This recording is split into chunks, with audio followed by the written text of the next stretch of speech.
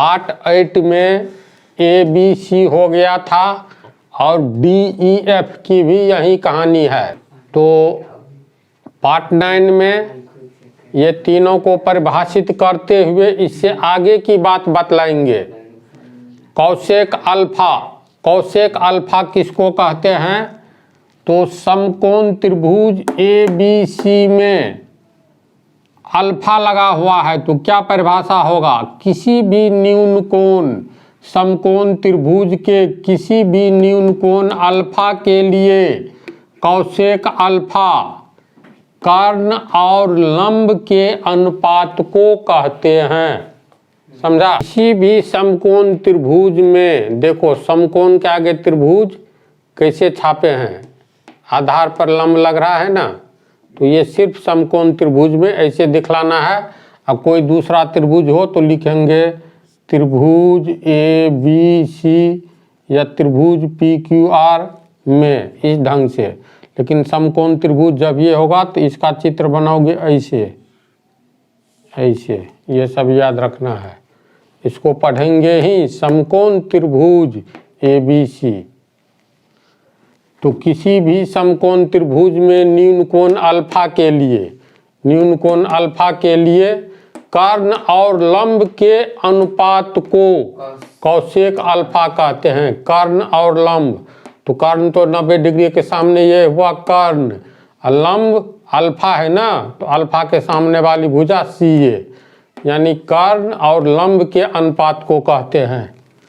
तो कर्ण अनुपात लंब लिखेंगे तो ये हो गया कर्ण बटा लंब होगा, कर्ण हो गया CB और लंब हो गया CA। समझ गया? तो CDE, हाँ अब निकालोगे, तथा कौशिक 90 डिग्री माइनस अल्फा, तो 90 डिग्री माइनस अल्फा के लिए कर्ण और लंब का अनुपात, तो 90 डिग्री माइनस अल्फा ये हुआ, तो कर्ण और लंब, लंब इस 90 डिग्री माइनस अल्फा के सामने वाली भुजा AB होगा ना, तो कर्ण और लंब के अनुपात यानी कर्ण अनुपात लंब बराबर कर्ण बटा लंब, कर्ण हो गया CB बटा लंब हो गया 90 डिग्री माइनस अल्फा। यहाँ पर खड़ा हो गए तो ये सामने में है AB। कौशिक अल्फा का सेक अल्फा में क्या हो जाएगा? इसमें देखो, किसी भी समकोण त्रिभुज में न्यून कोण अल्फा के लिए कर्ण और आधार के अनुपात को सेक अल्फा कहते हैं। तो सेक अल्फा कर्ण और आधार का अनुपात है, यानी कर्ण बटा आधार, तो कर्ण हो गया CB। 90 डिग्री माइनस अल्फा के लिए आधार कौन सा होगा बोलो? आधार होगा AC या CA। जब निकालेंगे सेक 90 डिग्री माइनस अल्फा, तो कर्ण आधार, कर्ण अनुपात आधार यानी कर्ण बटा आधार, तो कर्ण हो गया CB, आधार हो गया 90 डिग्री माइनस अल्फा के लिए कौन सा बोल? आधार हो गया 90 डिग्री माइनस AC या C। तो सेक अल्फा किसी भी समकोण त्रिभुज में न्यून कोण अल्फा के लिए कर्ण और आधार के अनुपात को सेक अल्फा कहते हैं। समझ गया? तो सेक अल्फा कर्ण और आधार का अनुपात है, यानी कर्ण बटा आधार, कर्ण का मान CB, अल्फा के लिए आधार कौन सा होगा? ये लंब होगा, तो ये आधार होगा AB होगा, यहाँ हो जाएगा AB होगा न जी। सेक 90 माइनस अल्फा कर्ण और आधार का अनुपात, तो कर्ण बटा आधार बराबर कर्ण हो गया CB, और 90 माइनस अल्फा के लिए आधार, सामने वाला लंब हो गया CA आधार हुआ। तो सेम है कॉट अल्फा, ये आधार और कर्ण का, आधार और लंब का अनुपात है। देखो कॉट अल्फा क्या है? तो कॉट अल्फा किसी भी समकोण त्रिभुज में कोण अल्फा के लिए, न्यून कोण अल्फा के लिए किसका अनुपात है? तो आधार और लंब का। तो इस अल्फा के लिए आधार ये हुआ, तो आधार और अल्फा के सामने वाली भुजा लंब होगा, तो आधार और लंब का अनुपात है, यानी आधार बटा लंब। तो अल्फा के लिए आधार कौन सा होगा? AC। हाँ, नहीं, तब लंब होगा AB। अल्फा के लिए आधार कौन सा होगा? तुरंत भुला गया। AB। AB बटा लंब होगा AC। कभी कोई फार्मूला पूछे तो बोल दोगे आराम से। इस पर फार्मूला जो है एक जगह हम लिख देते हैं। ये 6 फार्मूला कहाँ से आया, किसका कौन सा अनुपात है, तो ये सब बतला दिए हैं। अब ये 6 फार्मूला तुम लोग को याद रखना है। साइन अल्फा लंब और कर्ण का अनुपात है, किस कोण के लिए? न्यून कोण अल्फा के लिए। सिर्फ इतना ही देखो, साइन अल्फा किसको कहते हैं? तो साइन अल्फा किसी भी समकोण त्रिभुज में न्यून कोण अल्फा के लिए लंब और कर्ण के अनुपात को कहते हैं, है इसी बात। तो इसी तरह कॉस अल्फा आधार और कर्ण के अनुपात को, यानी कॉस अल्फा बराबर आधार बटा कर्ण, इसको चित्र को देख करके मान भरोगे तो साइन अल्फा बराबर लंब बटा कर्ण। अल्फा अल्फा कोण के सामने वाली भुजा, यहाँ पर हम लोग आंख रखेंगे तो सामने में ये दिखलाएगी, तो न्यून कोण के सामने वाली भुजा उस न्यून कोण का लंब कहलाएगा। तो अल्फा के सामने की भुजा CA लंब, कर्ण CB, तो CA बटा CB लंब बटा कर्ण। तो ये तुम लोग को याद रखना है।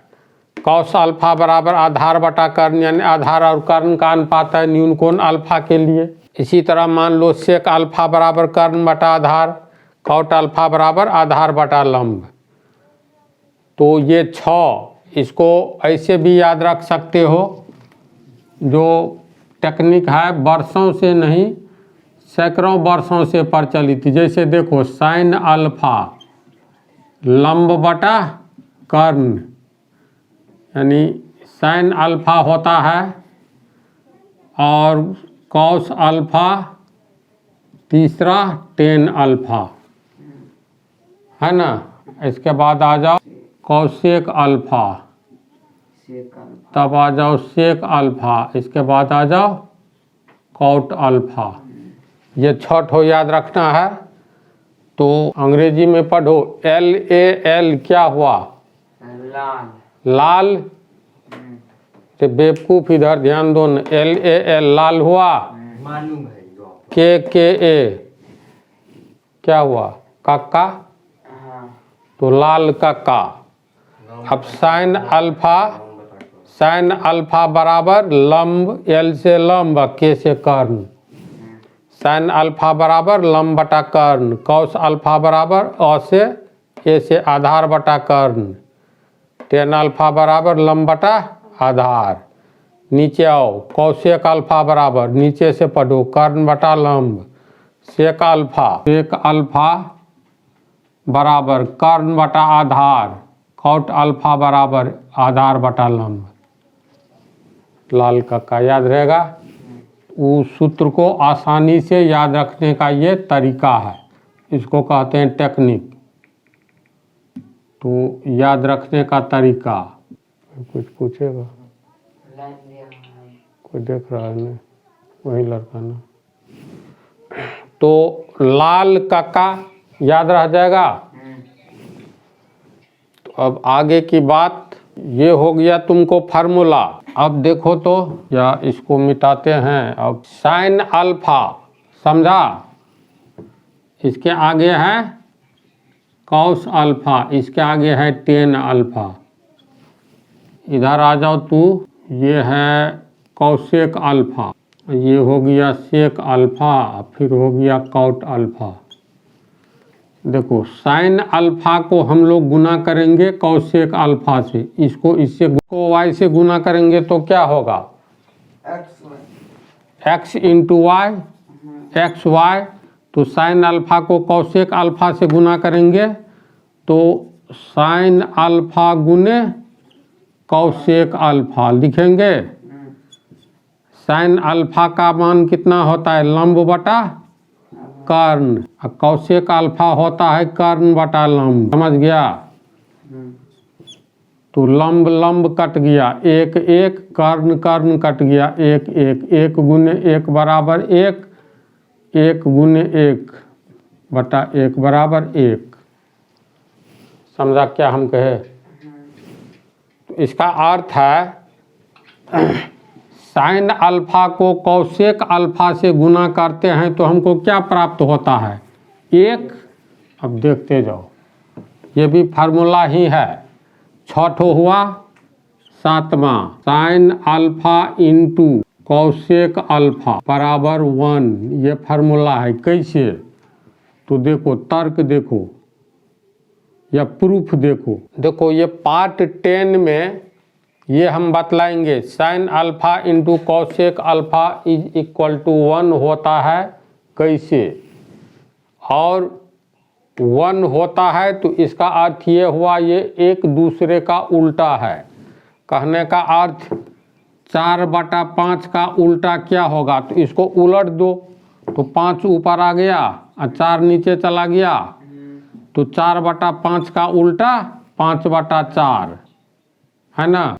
तो इसको हम लोग ऐसे भी लिख सकते हैं, 4/5 का उल्टा, बोलो कैसे लिखेंगे, सीधे लिखेंगे, 5/4 नहीं लिखेंगे।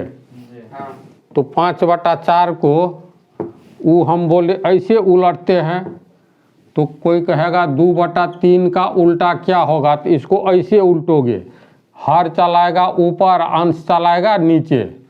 तो इसका एक तरीका ये भी है, इसको 1/4/5 करो तो 5/4। जैसे देखो x का उल्टा बोलो, x का उल्टा 1 होता है। क्यों, क्योंकि x के नीचे में कुछ नहीं है तो 1 है, x का उल्टा का मतलब x/1 का उल्टा, तो इसका उल्टा, तो इसको लिखेंगे 1/x।